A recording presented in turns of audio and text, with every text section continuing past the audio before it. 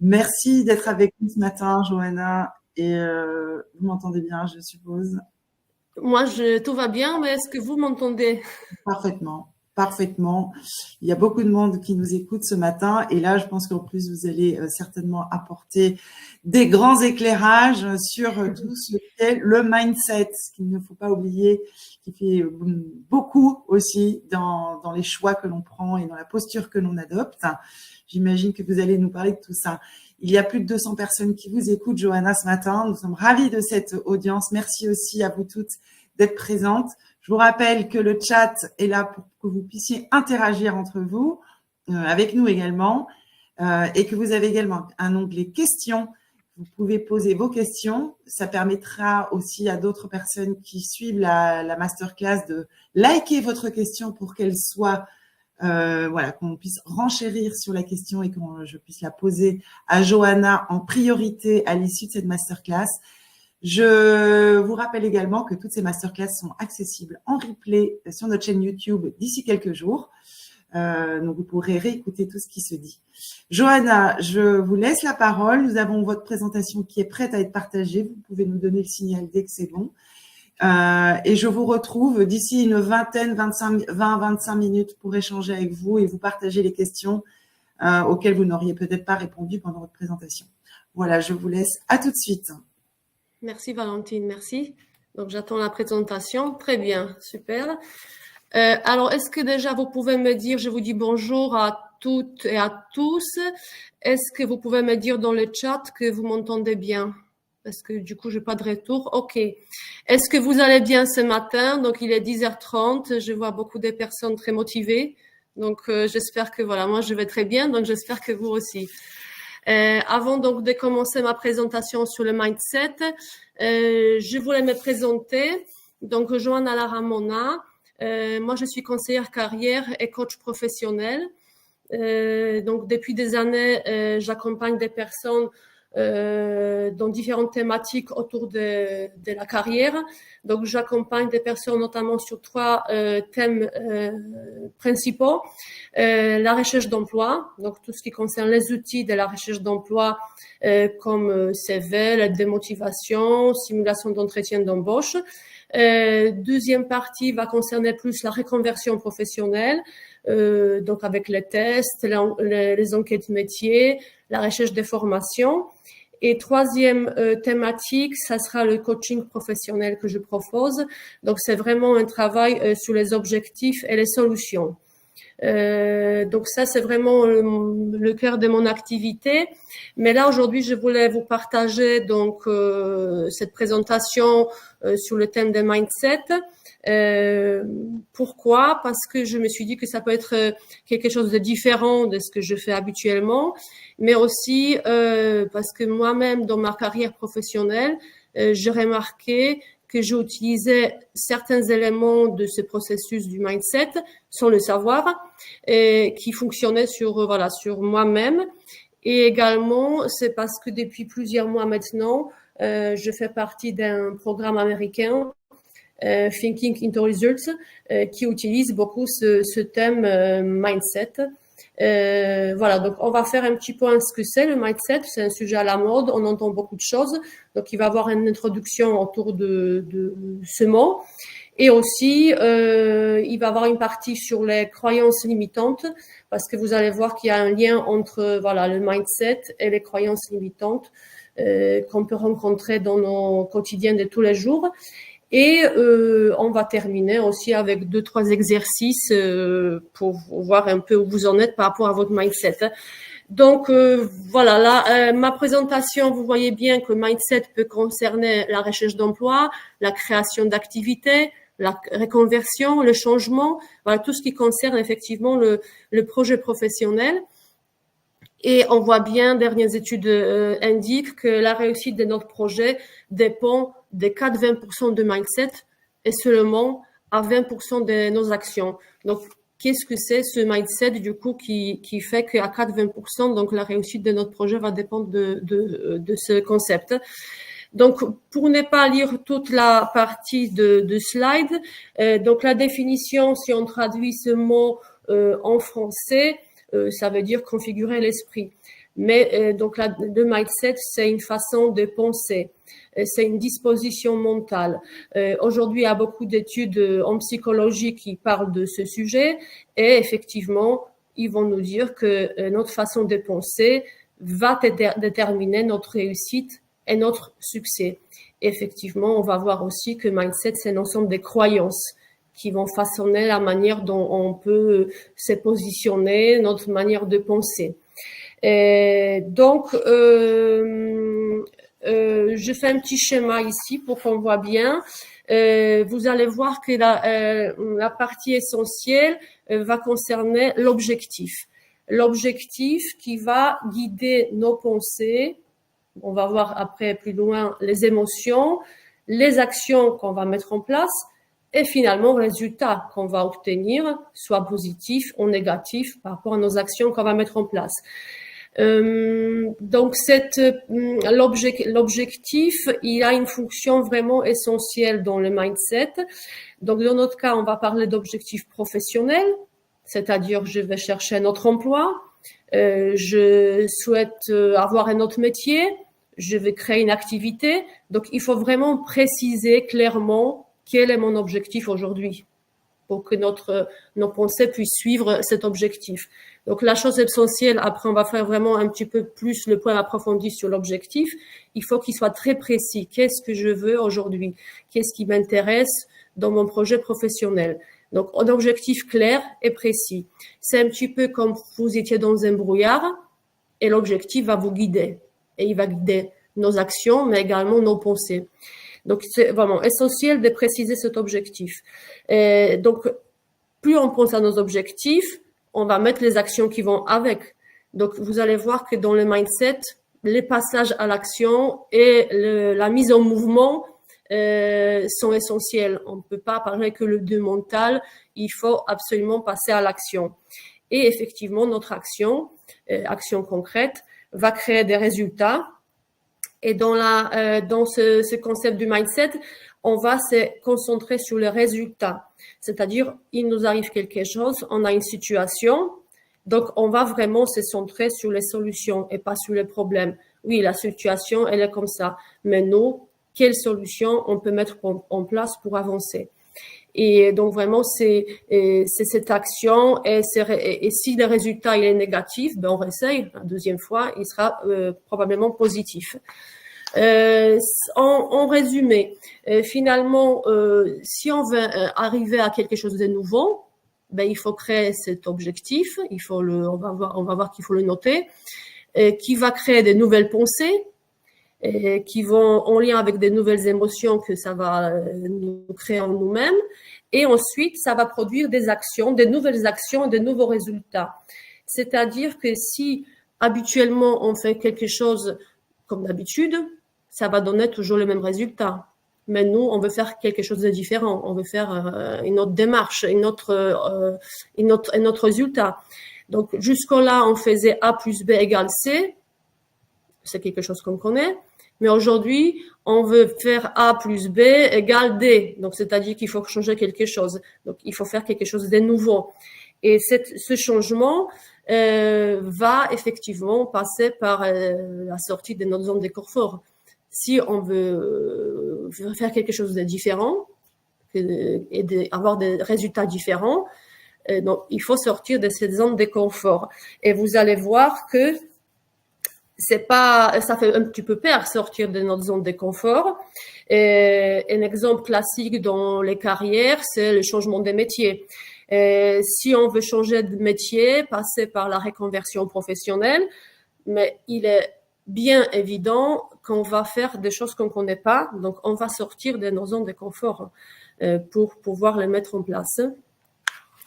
Donc là, je vais revenir sur notre objectif qui va nous guider nos pensées. Alors, cet objectif, donc, il doit être très clair, donc parce que c'est lui qui va guider notre mental. Donc, cet objectif doit être écrit.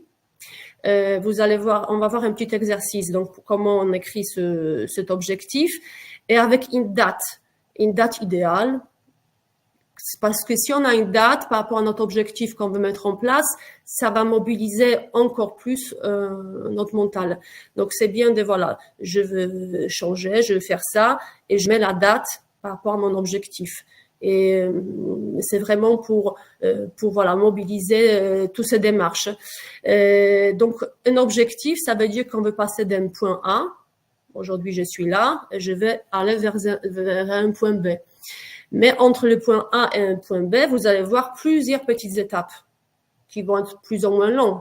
Il peut y avoir 2-3 étapes entre A et B, mais il peut y avoir beaucoup plus. Et c'est là, effectivement, vous allez voir que s'il y a plusieurs étapes, ça peut nous bloquer des suites. Oh là là, il y a tellement d'étapes que finalement ça fait peur, j'y vais pas. Mais dans le processus des mindset, ce qui est important pour y arriver, c'est connaître 2 premières étapes.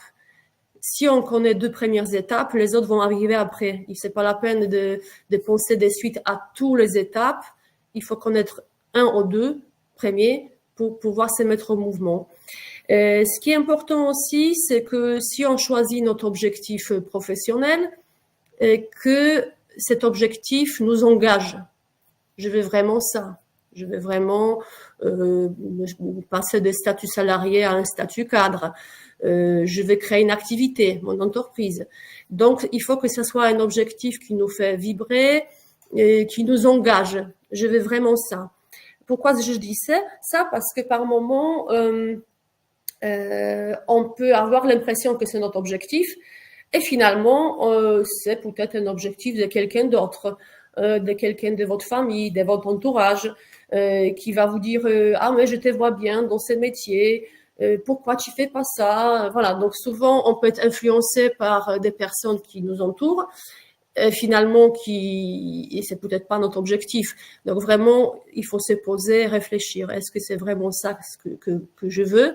Et quel premier pas je peux faire vers mon objectif, vers arriver vers ce point B. Et c'est bien de faire tous les jours un petit peu pour y arriver. Donc, par exemple, si on prend le cas des reconversions, si vous réfléchissez bien, la reconversion, quelle étape on peut rencontrer? Dans la reconversion, vous avez au moins 5 étapes, voire plus. Il faut passer des tests pour voir quel métier on pourrait faire. Les enquêtes métiers. Il faut analyser le marché d'emploi. Rechercher des formations, rechercher les financements, faire la formation et après faire un CV, la démotivation. Donc là, je suis au moins à 7 étapes entre le point A et le point B. 7, ça peut vraiment faire peur, hein, ça fait vraiment beaucoup. Donc finalement, ce processus va dire non, il faut se concentrer sur 2 premiers. Comme ça, on se met en mouvement et on avance tranquillement tous les jours. Hein. Donc là, je vous propose un petit exercice, un petit peu par rapport à votre objectif. Donc, si vous le souhaitez, je vous demande d'écrire dans le chat aussi les réponses par rapport à cet exercice concernant votre objectif professionnel. Donc, les pensées, par rapport à cet objectif, donc pour que les pensées soient mobilisées par rapport à notre objectif, c'est bien de le noter. Donc, je disais comme sur une feuille, avec le plus de détails possible par rapport à mon objectif. Donc, décrivez d'une manière détaillée le type de poste que vous souhaitez, dans quelle entreprise idéalement, quel service, même on peut dire quel salaire, je souhaite travailler avec quelle équipe. Donc, plus il y a des détails, mieux c'est pour notre mental. Parce que comme ça, on peut s'imaginer, se projeter concrètement. On peut même aller dans quel bureau, si c'est la même boîte, hein, avec quels collègues. Finalement, il faut essayer aussi se dire comment je me vois finalement, mentalement, là où je veux être. Quelle personne je veux être, comme je vais arriver à cet objectif. Donc, plus on a des détails, plus on note et décrit le détail, plus ça fonctionne.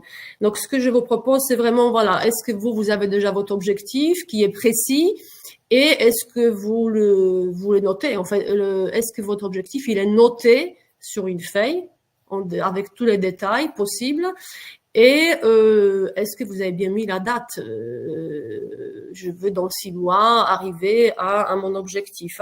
Donc voilà, donc plus il y a des détails, mieux c'est pour le mental. Ensuite, la partie des émotions, vous allez voir qu'elle est aussi importante parce que donc en lisant notre objectif qui est déjà noté, en pensant à notre objectif, essayez de ressentir de l'émotion soutenante. C'est-à-dire que si je vais arriver là où je suis, où je vais être, je vais sentir la fierté. Je vais me dire, j'étais vraiment courageuse, je suis déterminée. Donc voilà, essayez d'associer à votre projet, à votre objectif, une émotion. On peut même aller plus loin. On peut imaginer qu'un de nos proches nous félicite. Et qu'est-ce que ça va faire comme émotion, nous? On peut imaginer que quelqu'un nous dit « Waouh, tu as réussi ton entretien d'embauche, je le savais, je savais que tu vas avoir ce poste. » Donc, essayez, voilà, avec notre objectif qui est écrit, de trouver une émotion soutenante pour nous par rapport à cet objectif. Pourquoi on le fait ça? En fait, ça vient des domaines du sport. Parce que vous avez sûrement entendu que dans le monde sportif, il y a la préparation physique, mais il y a aussi la préparation mentale. Et il faut un bon mental pour relever les défis sportifs, avec souvent les sportifs se fixent aussi des objectifs précis. Et vous allez voir, notamment dans le golf, c'est vraiment très développé cette partie un peu de visualisation. Donc une fois qu'on a posé notre objectif, les sportifs vont visionner, donc ils vont passer par la partie visionnage des réussites, des matchs, des compétitions pour renforcer le mental. Et en fin de compte, voilà, cette association avec les émotions, elle est importante, voilà. Donc les pensées et les émotions qu'on essaie, voilà, d'associer, et comme dans le sport, on le visionne. Et ensuite, la partie de le mindset qui est très importante, mais qu'on oublie souvent, c'est le passage à l'action. Il faut prendre une décision. Une fois qu'on a dit je veux changer, je vais aller vers des points A vers point B avec un certain nombre d'étapes. Je note mon objectif avec une date. J'associe avec les émotions soutenantes. Maintenant, je vais prendre une décision. J'y vais ou j'y vais pas. Et beaucoup de personnes vont s'arrêter là parce qu'ils vont se dire ça sera bien. Mais tout ce que je dois mettre en place, je vais pas arriver. Donc, ils vont jamais passer à l'action. Donc, on a tous peur. Hein. Si on doit changer, sortir de notre zone de confort, on a peur. On peut être découragé. Et c'est normal. Mais une fois qu'on prend une décision, on peut se dire, ça me fait peur. Je dois faire des choses nouvelles. Ce n'est pas facile, mais j'y vais. J'y vais même si je perds. Donc vraiment, il faut se décider. J'y vais. Je vais pas rester là où je suis. Et là, ce qui est intéressant, c'est vraiment de s'entourer des personnes qui puissent nous aider. C'est là que il faut pas rester seul. Si la peur, si vous avez des blocages, c'est bien de chercher de l'aide, des personnes qui puissent nous guider, nous mobiliser, et de ne pas avoir peur de demander de l'aide. Et vous allez voir que dans le mindset, ce qui est important, c'est aussi les habitudes et de la discipline. Je vais pas développer aujourd'hui ces deux parties dans cet atelier, mais c'est juste pour dire que quelle habitude je dois développer pour arriver à mon objectif. C'est bien avoir des habitudes. Par exemple, je n'aime pas les prospecter. J'aime pas passer des appels, mais je dois le faire pour arriver. Donc, je me mets en place une routine quotidienne. Par exemple, je passe mes 3 appels, 3 coups de fil tous les matins. Je relance des employeurs. J'envoie mes CV tous les mardis matins parce que je vois que tous les mardis matins, il y a des nouvelles offres sur des sites d'emploi. Donc, en fin de compte, voilà, c'est créer des habitudes dans la semaine, des routines, un petit peu de la discipline. Ça aide aussi dans les actions. Donc, c'est toujours très intéressant. Donc, pour résumer, cette partie du mindset. Donc, le mindset, c'est vraiment pas un positivisme exagéré, ce qu'on peut entendre. C'est vraiment partie mentale, avec les pensées. Mais moi, je dirais que ça sera plutôt les pensées qui sont ciblées, concrètes, constructives, suffisantes, ou même, c'est des pensées orientées. Mais à un moment, il y a dans le mindset une prise de décision où on doit passer à l'action. C'est l'action qui est essentielle. Donc souvent on pense que à la partie mentale, mais en fait le mindset c'est les deux. Il faut vraiment faire les deux et associer les deux, parce que les pensées toutes seules, le mental toutes seules, malheureusement pour nous, ça marchera pas. Donc, il faut faire associer les pensées aux actions. Là, je voulais faire un petit point sur le mindset et nos croyances limitantes. Pourquoi on parle de croyances dans ce processus? Parce que vous allez voir que les croyances empêchent souvent d'atteindre l'objectif. Et donc, les croyances, voilà, je vois plus ma présentation. Ah, voilà. Donc, les mindsets, donc, et croyances limitantes. Donc, c'est les croyances limitantes. Vous allez voir que c'est des pensées limitantes qu'on peut avoir souvent en lien avec notre éducation, notre culture, et aussi avec les expériences qui vont se répéter. S'il y a un certain nombre de fois qu'il y a une expérience négative ou positive qui se répète, ça peut devenir une croyance. Donc, des exemples que j'ai mis là, par exemple, ce qu'on peut dire, ce qu'on peut entendre régulièrement par rapport à nos croyances limitantes, pour gagner beaucoup d'argent, il faut travailler dur. Nous ne pouvons pas concilier la vie professionnelle et la vie familiale. Les personnes de plus de 50 ans ne peuvent pas changer de carrière. Donc, ce que je vous invite peut-être maintenant dans le chat, c'est de noter quelles sont vos croyances limitantes avec l'argent, avec le travail. Donc là, je notais la vie est dure, il faut être en CDI, c'est vraiment une croyance limitante qu'on entendait beaucoup, peut-être un petit peu moins ici maintenant. Donc, dès que vous entendez il faut, je dois, là, il faut se dire, on est peut-être dans les croyances limitantes. Donc, croyance, ça veut dire aussi certitude, conviction. Donc, ces croyances ne sont ni vraies ni fausses. C'est des croyances qu'on a. C'est une forme de généralisation.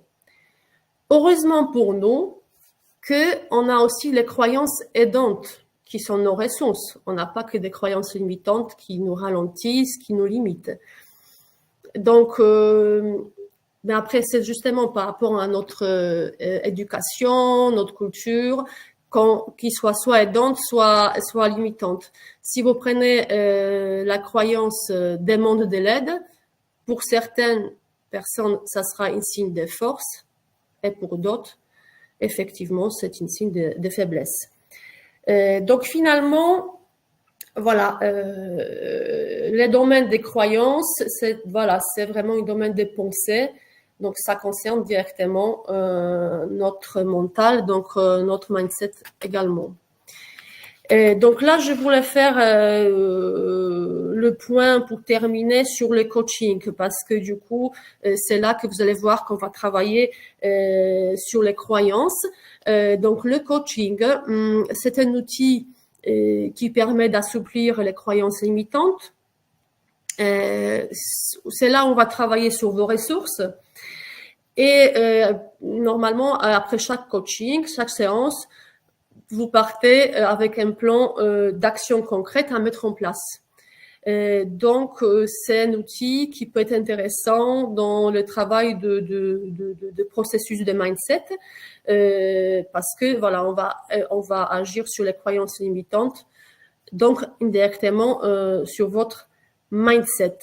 Voilà, donc je crois que je fais un petit tour de la question. Bien sûr, on peut aller beaucoup plus loin, mais en très peu de temps qu'on a ce matin, je pense que je vais m'arrêter là. Donc, je ne sais pas si vous avez des questions dans le chat. J'ai pas vu le chat. En tout cas, merci pour votre attention. Et je reste à votre disposition aujourd'hui et aussi donc je serai présente au salon vendredi 15 mars. Donc si vous souhaitez venir me rencontrer, ça sera avec plaisir. Alors oui, merci Johanna. Il y a des réactions, il y a une question aussi. J'ai vu apparaître une question de Karine, par exemple, qui demande comment lutter contre les contraintes limitantes mises par son entourage parental, même quand on a 50 ans. Donc là, donc justement, c'est pour ça que je parlais de coaching, parce que souvent, moi, ce que je rencontre, c'est effectivement des questions et comment les assouplir, comment aussi prendre de la distance. Donc, c'est tout un travail. Donc, on peut le faire toute seule, mais ça va être beaucoup plus difficile. C'est pour ça, c'est bien de se faire accompagner et de venir à ce type d'événement pour rencontrer des professionnels qui puissent nous guider un petit peu, prendre par la main et travailler voilà ensemble sur ces croyances limitantes qui sont très fortes, effectivement. Alors oui, bien sûr, il faut pouvoir lutter contre ça et il n'y a pas d'âge pour lutter contre les croyances limitantes. Ah oui, non, pas du tout. Pas d'âge. Et au contraire… je pense qu'on peut se mettre en mouvement même à la retraite, je pense. Exactement. Alors, vous avez plusieurs réactions. Moi, je vous invite, mesdames, à venir sur le salon parce que, oui, effectivement, il y a des situations difficiles, mais il est possible de se former en alternance après 40 ans. Il y a des solutions qui existent. On peut trouver du travail à Bordeaux, même si on n'est pas du coin, même si on n'a pas forcément le réseau, justement, professionnel. Vient répondre à ça. C'est vous mettre tous les acteurs, valoriser les acteurs du territoire qui justement ont des opportunités à offrir. Voilà, donc il y a possibilité de trouver des emplois, il y a des structures qui sont là.